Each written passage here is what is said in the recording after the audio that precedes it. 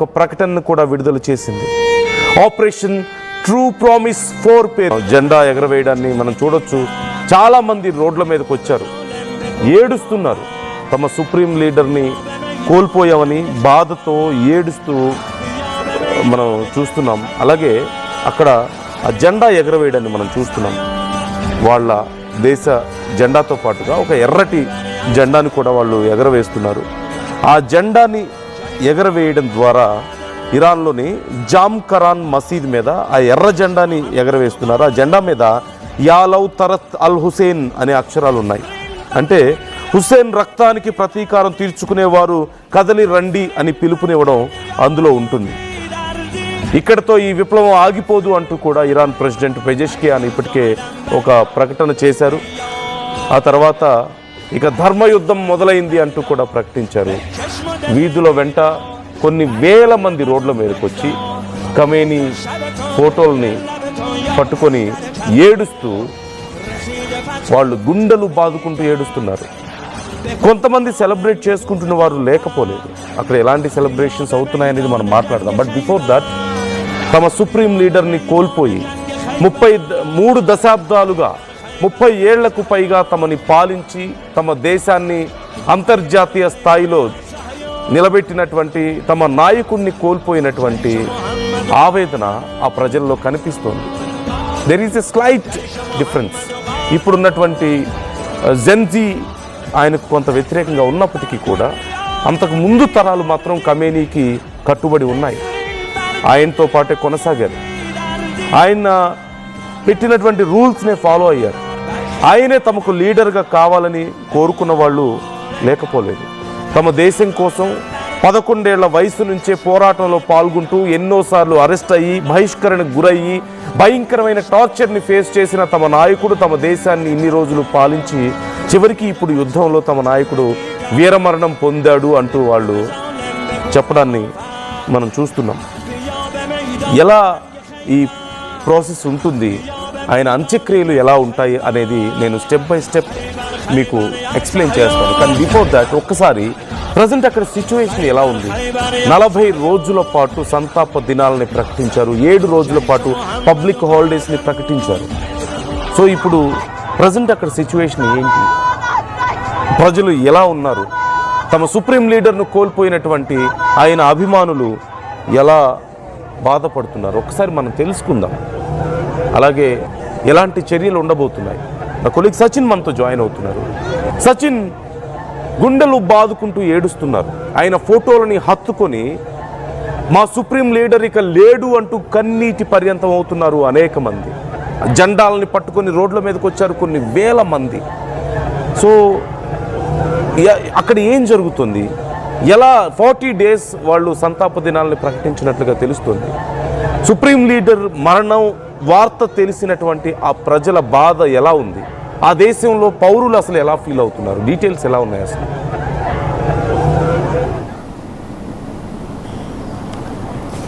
Right నందు, మీరు అన్నట్టుగా ఒక్కసారిగా అక్కడ భావోద్వేగ వాతావరణం కనిపిస్తూ ఉంది.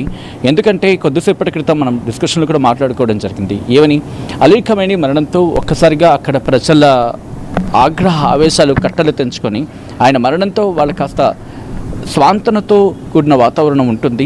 అండ్ దాంతో మిగిలిన వాళ్ళు కూడా వెంటనే ఆ పాలన ఖమేనీ పాలన అంతం అవ్వాలని చెప్పి ఖమేనీ మరణానంతరం వాళ్ళ పాలన ఏదైతే ఉంటుందో లేకపోతే వాళ్ళ అధికారులు ఎవరైతే ఉందో వాళ్ళందరూ దిగిపోవాలని చెప్పి కోరుకున్నారు. లేకపోతే ఆ విధంగా ఉంటుందని చెప్పి పశ్చిమ దేశాలు భావించినట్టుగా అక్కడ వాతావరణం లేదు అనేది వినిపిస్తున్నమాట.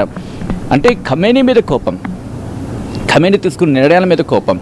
బట్ ఖమేనీకి సంబంధించి గత కొన్నేళ్లుగా తీసుకుంటున్న చర్యలు కావచ్చు, వ్యవహారాలు కావచ్చు, వాటి మీద కోపం తప్ప బట్ ఇరాన్ దేశం మీద అంత కాదు.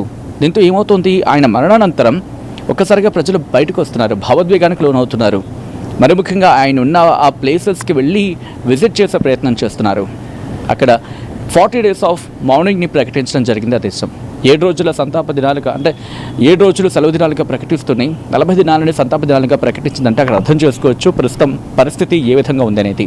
దాంతోపాటు ప్రజలు పెద్ద ఎత్తున రోడ్ల మీదకి వస్తున్నారు, ఆయనకి నివాళులు అర్పిస్తున్న సందర్భం.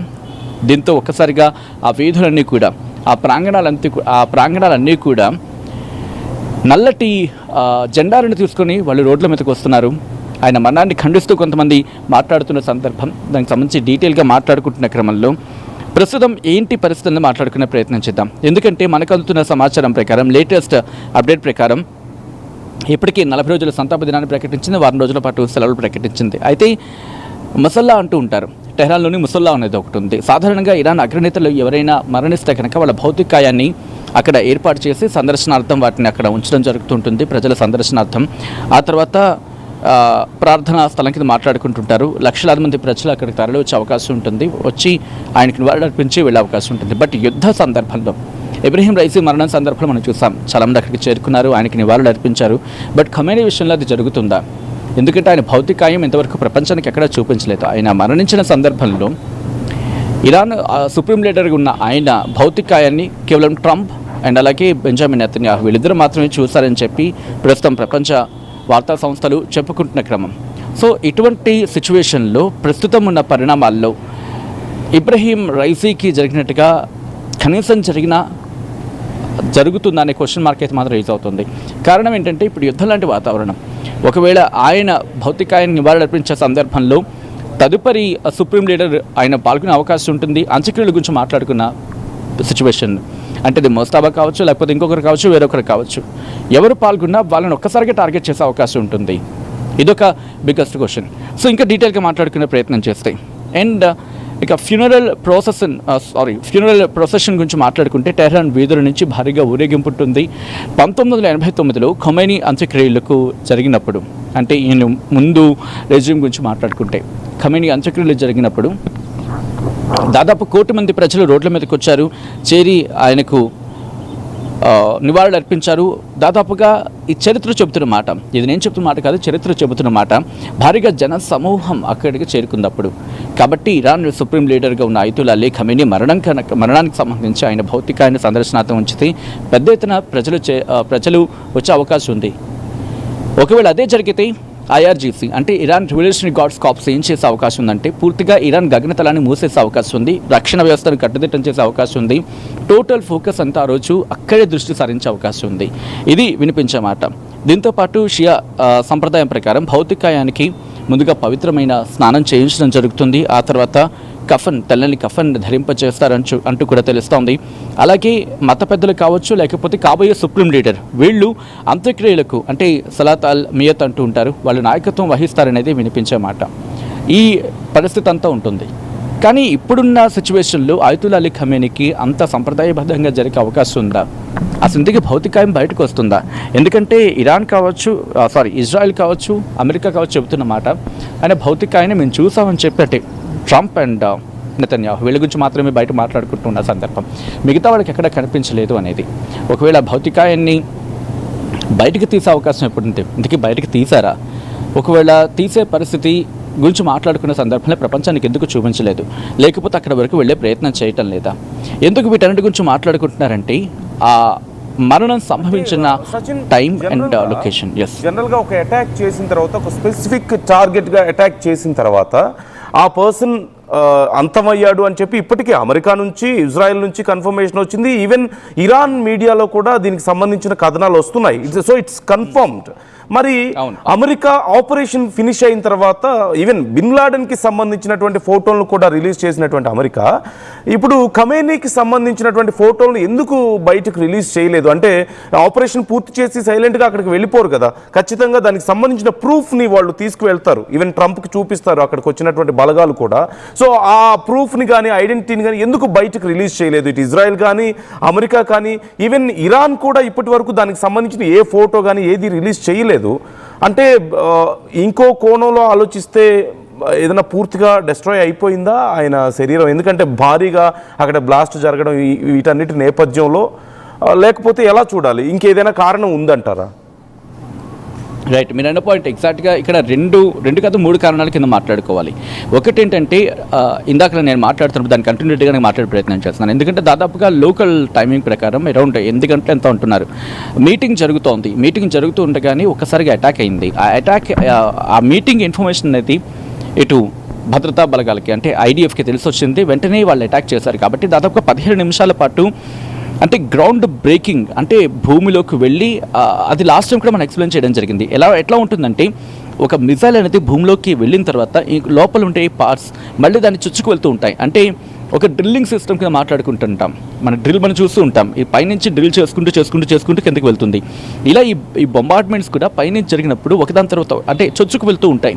అలా వెళ్ళే క్రమంలో అంతటి సేఫ్గా ఉండే లొకేషన్స్ బ్రేక్ అయ్యాయి అంటే కనుక మీరు అన్నట్టుగా ఆ మనిషి భాగాలు కావచ్చు, లేకపోతే ఆ మనిషి శరీరం కావచ్చు, పూర్తిగా నుజ్జు అయిపోవచ్చు. సో అంటే లొకేషన్ ట్రేస్ చేసిన సందర్భంలో ఫైండ్ అవుట్ అయ్యి ఉండొచ్చు. బహుశా fraction of seconds of time మాత్రమే ఫుటేజ్ బయటికి వాళ్ళకి తెలిసి ఉండొచ్చు. కాబట్టి ఆ కన్ఫర్మేషన్ ఇవ్వడం కోసం ఇరాన్ సుప్రీం లీడర్ చచ్చిపోయిన కన్ఫర్మేషన్ ఇవ్వడం కోసం ఆ fraction of seconds of video కాస్త బ్లడిష్గాను వాడో ఇట్ మేబీ అది వాళ్ళకిద్దరికి అంటే ట్రంప్కి అండ్ నెతన్యాహుకి చూపించి ఉండొచ్చు కాక. బట్ ఎక్కడైనా డౌట్ ఉందా? బట్ వాళ్ళు అనుకున్న లొకేషన్ జరిగిన ఆ మీటింగ్ సిస్టమ్ ఇదంతా వాళ్ళ కన్ఫర్మేషన్ వచ్చి ఉండొచ్చు కాక. బట్ ఆ బ్లడిష్గా ఉండడం లేకపోతే కాస్త క్లారిటీ ఎందుకు నేను మాట్లాడుతున్నాను అంటే హసన్ నస్రల్లా విషయంలో కూడా ఒక లాంగ్ వ్యూలో సైడ్లో కూర్చున్నప్పుడు దాడి చేసిన సందర్భంలో అలాగే చచ్చిపోయాడు. అలాగే ఆ ఫ్రీజింగ్ పొజిషన్ చూసినప్పుడు అలాగే చచ్చిపోయి ఉన్నాడు. సో అటువంటి సందర్భం కాబట్టి ఇప్పుడు కూడా ఏమైనా క్వశ్చన్ మార్క్ ఉందా అంటే మనిషికి సంబంధించి అవునా కాదని కన్ఫర్మేషన్ ఉండే ప్రయత్నం జరిగింది. అంటే ఆ కన్ఫ్యూషన్లో ఉంటా అగ్రరాజ్యం. దాంతోపాటు మీరు అన్నట్టుగా పూర్తిగా నుజ్జు అయిపోయి ఉండొచ్చు. అంటే అక్కడ ఉన్న వాళ్ళ డీటెయిల్స్ ఆ ఇన్ఫర్మేషన్ అంతా ప్రాపర్గా కరెక్ట్ అయ్యి ఉండొచ్చు. అండ్ ఢీ కొట్టిన సందర్భం కూడా కరెక్ట్ అయ్యి ఉండొచ్చు, యాప్ట్ అయ్యి ఉండొచ్చు. బట్ కొట్టిన తర్వాత శరీరం నుజ్జు అయిపోయే పరిస్థితి ఉంటుంది కాబట్టి ఎక్కడ శరీర భాగాలు మిగిలే అవకాశం ఉండవు. కాబట్టి ఒకవేళ మిగిలిన బహుశా ఆ కన్ఫర్మేషన్ కోసం DNA టెస్ట్ ఇవన్నీ జరుగుతూ ఉంటాయి కదా. అంటే అంత టైం ప్రస్తుతం IRGCకి ఉందా? ఎందుకంటే మనం మాట్లాడుకున్నాను నేను కూడా నందు ఒక ఎలిమెంటరీ స్కూల్ మీద దాడి జరిగినప్పుడు 60 మంది పిల్లలు చనిపోయిన సందర్భం బాలికలు అక్కడ కనీసం మెడికల్ ఎయిడ్ అందించే పరిస్థితి కూడా లేదు అక్కడ ఇరాన్లో. అటువంటిది మెడికల్ సిస్టమ్ అంతా కూడా ప్రస్తుతం వాళ్ళ ఇరాన్ రెవల్యూషనరీ గార్డ్స్ని కాపాడుకోవడానికి వాళ్ళకి వైద్యం అందించే విషయంలో పూర్తిగా ఎంగేజ్ అయి ఉందనుకోవడంలో ఎటువంటి అతిశయోక్తి లేదు. కాబట్టి ఇప్పుడు మళ్ళీ ఆయన్ని ఫైండ్ అవుట్ చేయడం లేదా DNAకి సంబంధించి మాట్లాడకుండా వీటి గురించి వెళ్తుందంటే కనుక ఇప్పుడున్న పరిస్థితుల్లో బిగ్గెస్ట్ క్వశ్చన్ మార్క్. ఇంకొకటి కూడా మాట్లాడుకోవాలి ఇక్కడ, ఎందుకంటే అక్కడ దాడి జరిగింది కాబట్టి ప్రస్తుతం if they get to know that as Khamenei చనిపోయారు కాబట్టి ఇప్పుడు ప్రస్తుతం అక్కడికి వెళ్ళొద్దు. అండ్ మనకు కావాల్సిన టార్గెట్స్ అండ్ మనం చేయాల్సిన టార్గెట్స్ కొన్ని ఉన్నాయి కాబట్టి వాటి మీద కాన్సన్ట్రేషన్ చేద్దాం అని చెప్పి ఇరాన్ రెవల్యూషనరీ గార్డ్స్ కార్ప్స్ ఒక వ్యూహంతో వెళితే కనుక ప్రస్తుతానికైతే మాత్రం బయటకు వచ్చే అవకాశం లేదు. బట్ ఏది ఎక్కడ పూర్తిగా బయటకు రావట్లేదు. ఇరాన్ మీడియా కూడా కొన్ని విషయాలు చాలా దాన్ని ఏమంటారు గోప్యత పాటిస్తోంది. కాబట్టి పూర్తి విషయాలు బయటకు వచ్చే అవకాశం లేదు. ఎందుకంటే ఇప్పుడే కొద్దిసేపు కూడా ఒక కన్ఫ్యూజన్ లాంటి పరిస్థితి. మసూద్ పెజెస్కియాన్ ఆయన ఇంటి మీద కూడా దాడులు జరుగుతున్నాయి. ఆయన్ని